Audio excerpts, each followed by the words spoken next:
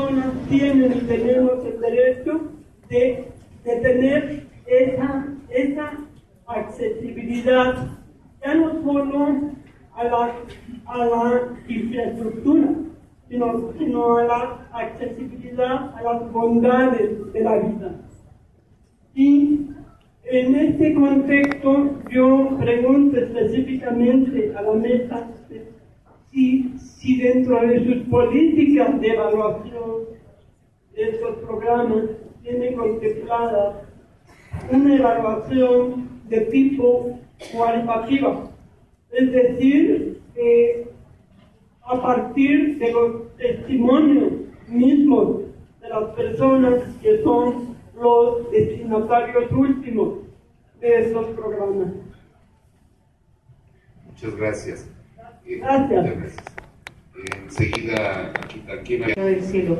Mi pregunta es para Fundación 11 si tiene algo desarrollado en accesibilidad de comunicación e información, porque, por ejemplo, ahorita ya hemos avanzado en el hecho de que ya haya intérpretes, pero también necesitamos esos apoyos. Necesitamos un protocolo donde especifique qué apoyos se les tiene que dar por tipo de discapacidad.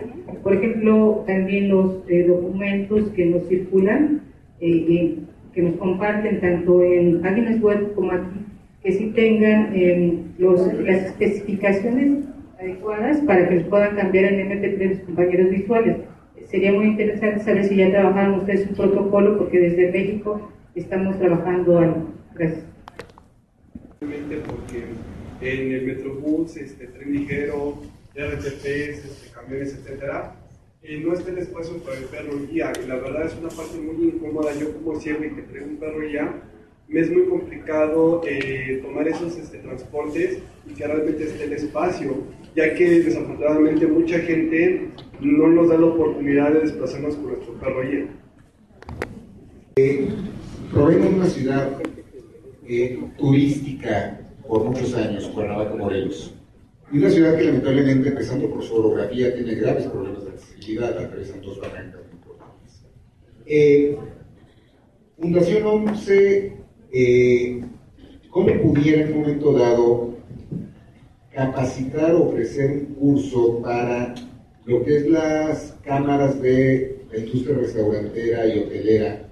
Porque ha venido pasando ahorita una situación de que muchas de las mansiones que antes eran de descanso para las personas principalmente de aquí de la capital, empezaron a venderlas en Cuernavaca para hacerlas hoteles o restaurantes, pero que no tienen muchas cuestiones básicas de discapacidad y de accesibilidad, empezando porque no hay rampas, empezando porque son casas que tienen entrada una escalera impresionante para bajar a un subsótano, un desnivel inferior, y que no hay cómo entrar al restaurante a menos que no sea cargando la silla de ruedas un par de meseros, que los pobres llegan con una hernia tremenda al momento de bajar la escalera, ¿no? ¿Cómo podríamos en un momento dado convocar? Yo como enlace con ADIS, mi nombre es Alexis Cinta, enlace con ADIS en Morelos, ¿cómo podríamos en un momento dado convocar estas industrias para que Fundación 11 nos pudiera dar un curso de capacidad en un momento dado para que estas personas inviertan en sus negocios, para que haya una plena accesibilidad de las personas? Gracias. Muchas gracias. Temas que son fundamentales para dar seguimiento y hablar pues, de los resultados, que es cómo se evidencia si hay certificación en la región en Iberoamérica de lo que es la persona con discapacidad, la condición de discapacidad de una persona. Porque en México no tenemos un registro nacional y no existe tampoco una norma oficial que nos defina cómo se elabora, quién llena el documento, etcétera, y que además debe de ser desde una perspectiva más integral, no ubicada en el sector médico, sino desde la perspectiva de la SIC por un equipo multidisciplinario. Y que esto pues abona para el poder tener estos datos cuantitativos que llevarían posteriormente a la evaluación cualitativa y calidad de vida de las personas beneficiarias.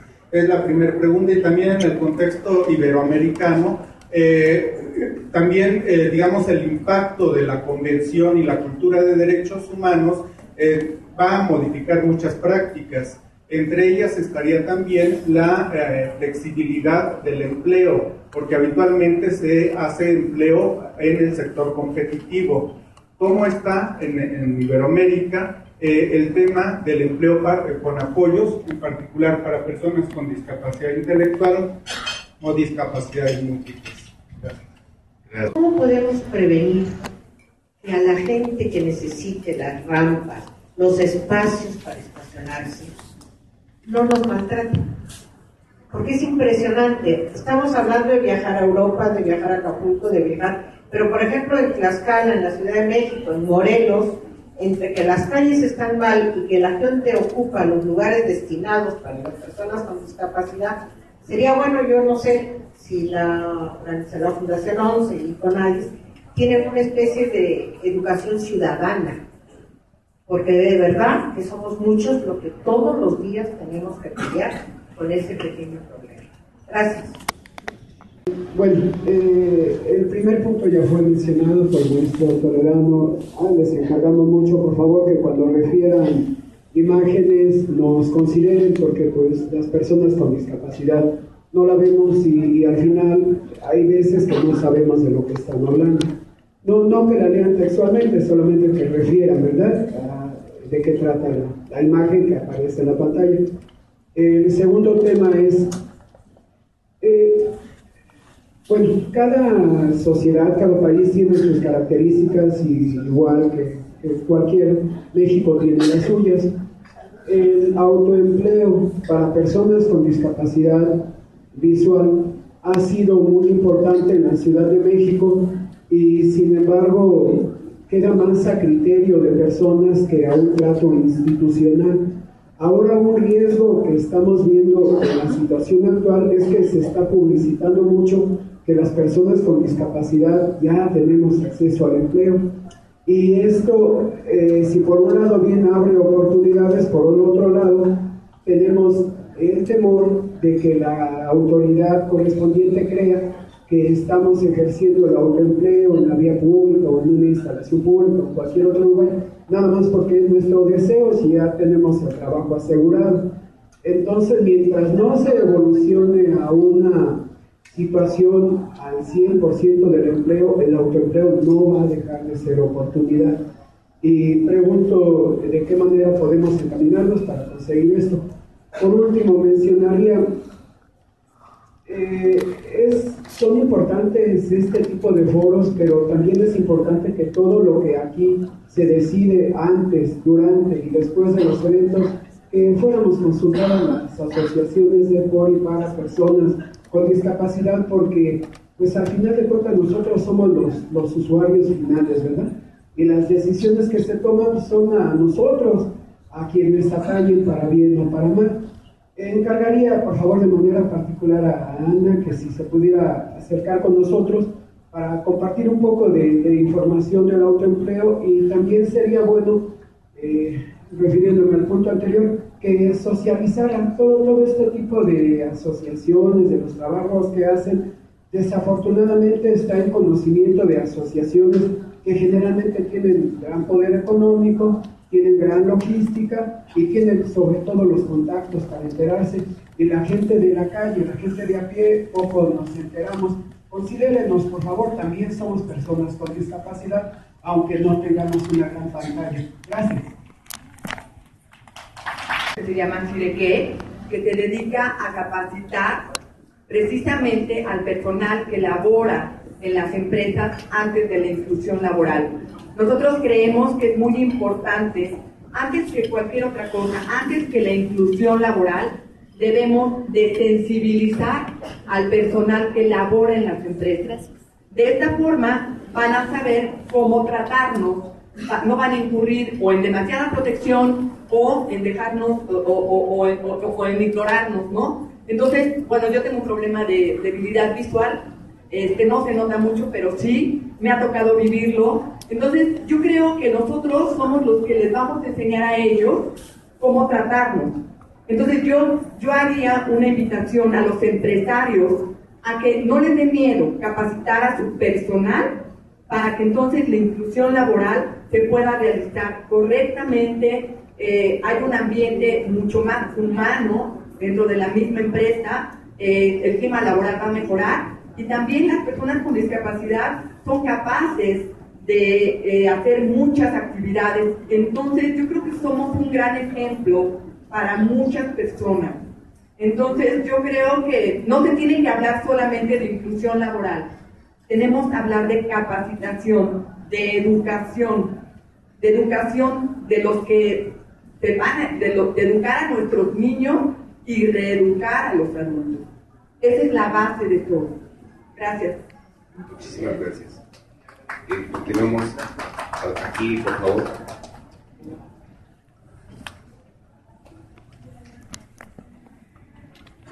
Hablando fuerte. Buenas tardes, don Gabriela de Ingresol.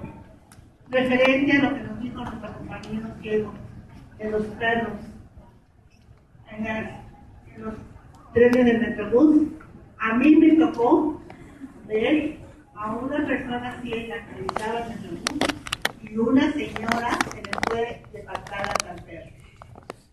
Yo quisiera que se diera la cultura a la ciudadanía y sobre todo los policías, las autoridades, porque los policías no hicieron nada. Yo tuve que aventar a la señora y decirle, eso no se hace, y los policías muertos de risa. Entonces sí, deberíamos ver que se fomentara la cultura a la ciudadanía, porque también tienen derecho de entrar los perros y entrar con las personas que van. Por favor, queremos que se reconozca como una discapacidad porque muchos compañeros sufren de discriminación. Gracias. Muchas gracias, señora. Enfermedad de Parkinson. En nuestro caso, y al ser un programa iberoamericano, es difícil establecer un sistema de evaluación en el corto plazo del tipo de los sistemas de evaluación a los que estamos acostumbrados habitualmente. ¿Por qué? Porque es muy difícil medir el impacto en el empleo de las personas con discapacidad a nivel iberoamericano en el plazo de un año. No vamos a saber cuántas personas han conseguido empleo en tan corto tiempo. Es un programa que está destinado al medio y largo plazo. Es como si hablamos de la investigación básica y la investigación aplicada. Nosotros estamos haciendo una labor de coordinación entre instituciones, empresas, etcétera, que tardará tiempo en dar su fruto. En cualquier caso, por supuesto, vamos a incluir a las personas con discapacidad y a las organizaciones que las representan en todos los procesos de evaluación. De hecho, sí que tenemos evaluaciones puntuales por cada una de las actividades en las que recogemos las opiniones de todas las personas participantes, en las que suele haber un porcentaje importante de personas con discapacidad. En cuanto a la pregunta sobre los sistemas de evaluación y certificación de la discapacidad, lamentablemente el panorama iberoamericano es muy diverso. No voy a señalar a ningún país, si me permiten, porque no es cuestión de marcar con el dedo a nadie, pero los sistemas son variadísimos y es cierto que hay un porcentaje importante de países iberoamericanos que no tienen un sistema formal de certificación, de evaluación y certificación de la discapacidad. A veces está fragmentado incluso entre diversas instituciones de la Administración General y también de administraciones territoriales, etc. Es cierto que predomina el sistema de la CIF, pero no es el único. Hay otros países que siguen sistemas diferentes y bueno, pues estamos, en cada país se está siguiendo un proceso distinto, pero sí que es cierto que es una preocupación extendida el encontrar sistemas de evaluación y certificación de la discapacidad, al menos en el ámbito estatal. En cuanto a los sistemas de empleo protegido, empleo con apoyo, el empleo con apoyo lamentablemente es muy escaso estos sistemas en la comunidad iberoamericana, es apenas testimonial en algunos países. El empleo protegido sí que es cierto que está más extendido en la región, con distintos nombres, talleres ocupacionales, centros especiales de empleo, etcétera, sí que está más extendido, pero ahí seguimos teniendo mayoritariamente un reto todavía que alcanzar y es el de la transición al mercado laboral ordinario, que las personas con discapacidad que han estado en este tipo de centros, de talleres, etcétera, se preparen de alguna forma para ese futuro en el mercado laboral ordinario a través de empleo con apoyo o de otros sistemas. En cuanto al autoempleo, que preguntaba, creo que era Pedro por allí al fondo, efectivamente es otro de los retos que tenemos en la región, fomentar el autoempleo de las personas con discapacidad. Y aquí sería muy importante trabajar en el ámbito de la educación, en el ámbito de la formación, en el espíritu emprendedor de las personas con discapacidad. Muchas personas con discapacidad trabajan de manera independiente, algunas incluso en economía sumergida, y tienen ideas, tienen iniciativas empresariales que son muy válidas. Hay ya distintas iniciativas en marcha, desde créditos a iniciativas emprendedoras de personas con discapacidad, a otro tipo de ayudas, subvenciones, etcétera. Varía mucho según el país, pero tenemos que poner más esfuerzos en esto, tenemos que fomentar ese espíritu empresarial en las personas con discapacidad. La participación de las organizaciones de personas con discapacidad pequeñas, como comentaban antes, no hay organización pequeña, todas tenemos retos muy importantes. Nosotros lo intentamos llegar a todas las organizaciones, pero comprendan también que nos movemos en un ámbito internacional en el que es muy difícil que tengamos identificadas a las organizaciones de menor tamaño. Así que lo intentamos y si podemos colaborar con ustedes, que nos den más información, estamos completamente abiertos. Y yo creo que esto era todo de las preguntas que me concernía a mí. Muchas gracias. Muchas gracias. Muchas gracias. Yo voy a hacer un paquete con varias preguntas que están relacionadas con el tema de la Fundación, de la Fundación 11, y sobre todo tomando buena nota de la moción de orden, que menos mal que no ha sido una moción de censura. Pero bueno, iremos para adelante, y es lo que sí, efectivamente tiene razón, compañero, soy de Madrid, no lo puedo esconder. Esto es lo que quiero. Dando respuesta a lo que se ha preguntado en términos de comunicación, de información, de la accesibilidad, tanto tecnológica como en elementos en ciudades, en aceras, en restaurantes, en baños, en muchos elementos del día a día, porque al final de lo que se trata es de la igualdad de oportunidades. La igualdad de oportunidades no es ni más ni menos que el tener acceso a bienes, productos y servicios en igualdad que a todas las demás personas.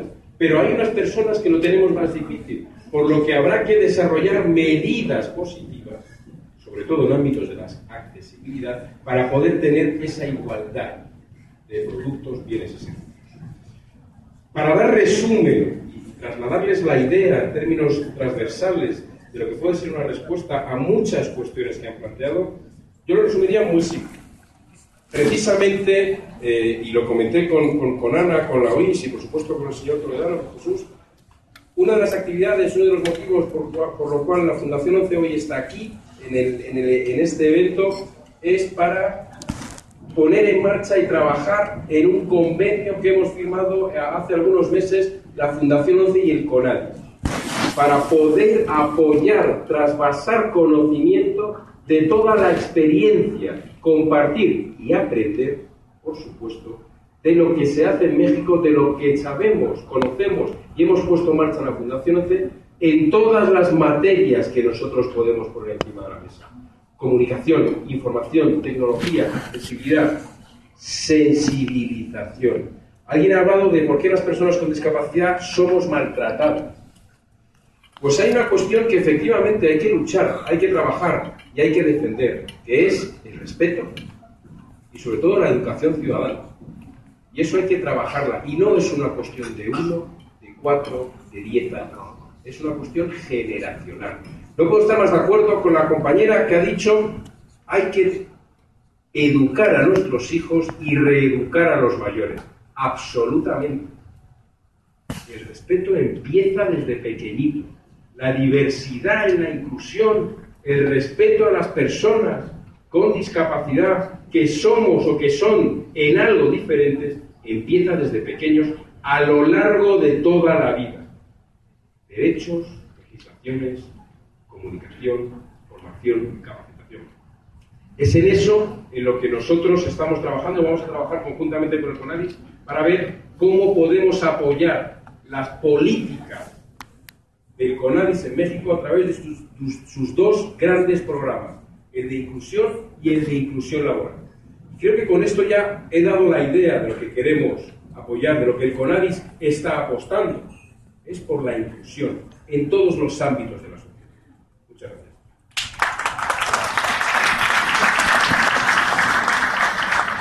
No es un tema menor. El programa nacional no es un programa pasajero. Lo que se establece es un programa legal. basado en la Constitución y en la Convención. Pues el gran paso en el país, para muchas de las dudas, para muchos de esos cuestionamientos que hoy se han hecho aquí también, es que la responsabilidad de atender el tema también tiene que ser de los estados en gran medida, y tienen que entrar a un terreno, también lo digo con toda franqueza, prácticamente de renovación de toda su legislación. Ese es el escenario. Y no se vamos a poder proteger a las personas con perros guías en el transporte si la ley no está adecuadamente establecida. No son aplicaciones federales, son aplicaciones locales. Y no vamos a poder hacer nada en materia de transporte si las legislaciones locales omiten totalmente la necesidad de transporte accesible, etc. No me voy a extender. Pero sí les quiero compartir que, bueno, ¿qué está haciendo con ese sentido? Pues efectivamente, empujando y obligando a que los gobiernos estatales hagan la parte que les corresponde. Ese es el trabajo que nos corresponde como CONADIS, y en donde sí, yo con todo gusto les invitaría a que en sus entidades, como sociedad civil, hagamos un trabajo juntos y que podamos entonces sí empujar esos cambios legislativos que requiere el país, y empujar que especialmente las entidades federativas cuenten con programas legales de los cuales se desprendan políticas públicas. Ese es el gran reto que tenemos adelante. Yo les agradezco a todos ese espacio. Vamos a dar la velocidad para el próximo panel, y muchas gracias y un aplauso de despedida.